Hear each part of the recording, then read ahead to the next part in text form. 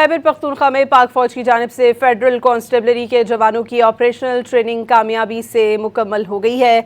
जलोज़ई camp Nowshera में पाक फौज की जानिब से 4 हफ्तों पर मुहित खुसूसी तरबियती प्रोग्राम कामयाबी से इख्तिताम पजीर हुआ। कोर कमांडर पेशावर ने फेडरल कांस्टेबलरी के तरबियती प्रोग्राम की इख्तितामी तकरीब में बतौर मेहमान खुसूसी शिरकत की।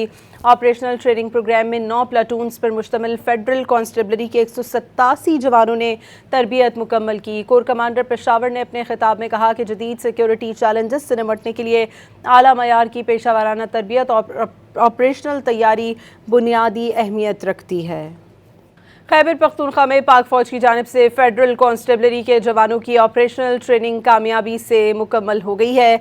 जलोज़ई कैंप नौशहरा में पाक फौज की जानिब से 4 हफ्तों पर मुहित खुसूसी तरबियती प्रोग्राम कामयाबी से इख्तिताम पजीर हुआ। कोर कमांडर पेशावर ने फेडरल कांस्टेबलरी के तरबियती प्रोग्राम की इख्तितामी तकरीब में बतौर मेहमान खुसूसी शिरकत की।